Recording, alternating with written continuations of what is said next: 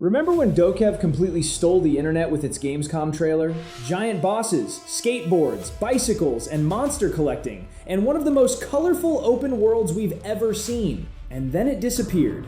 For years, many people assumed the game had been canceled, but that's actually not true. Development never stopped. The real question is, can DokeV still live up to the impossible expectations it created? We have a lot to cover. Check the chapter for easy viewing and let's dive in.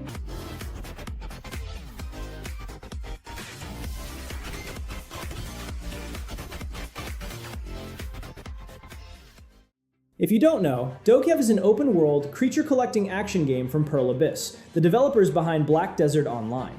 Instead of capturing monsters like Pokemon, you team up with mysterious creatures called DokeV, spirits inspired by Korean folklore, and explore a massive modern open world filled with activities, vehicles, boss fights, and collectibles. When the gameplay trailer dropped in 2021, it instantly went viral because it looked almost too good to be real. The graphics, the animation, the freedom. It looked like GTA, Pokemon, and Genshin Impact had a very expensive baby. So, where's the game now?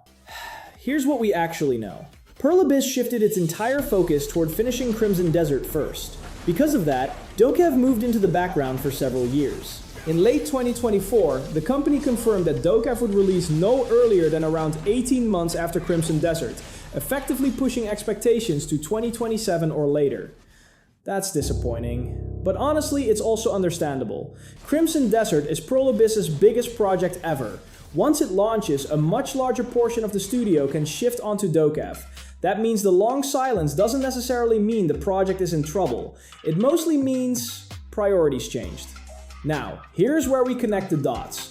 We saw DokeV shift from an MMO to a single-player action-adventure. To many, this looked like development hell, but it was actually a cautionary tale about a studio realizing it shouldn't abandon its identity to chase a trend.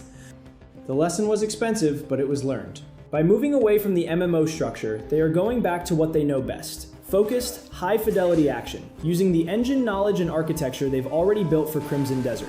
It's in the studio's muscle memory now. They aren't starting from scratch. Let's do some quick development math. If DokeV's full-scale production really kicked into gear after the major pivot, and we assume a focused 4 to 5 year cycle, we are looking at a very specific window. While a release tomorrow isn't happening, the safe bet for a major showcase reveal, think Summer Game Fest or the Game Awards, is likely closer than you think. I would much rather wait for a game that is finished and optimized than deal with a broken launch day situation.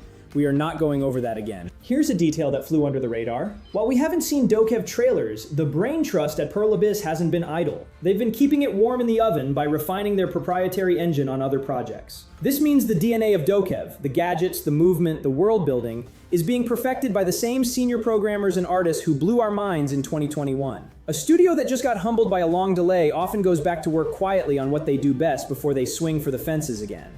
But here's my take on the situation, and it's the thing that has me the most cautious. The one big problem isn't the game itself, it's the context surrounding it. The developers have spent the last few years making decisions that have genuinely damaged the trust of the community.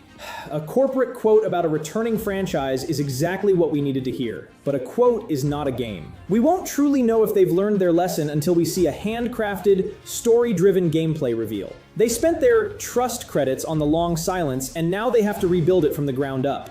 I am cautiously and aggressively optimistic. If they come back with a mechanically tight, focused experience, the community will show up because that is what we want, a complete experience on day one. The blueprint is being laid right now behind closed doors. But what do you think? Is the shift to single player the right move, or was the MMO dream what you were actually waiting for? Let me know in the comments.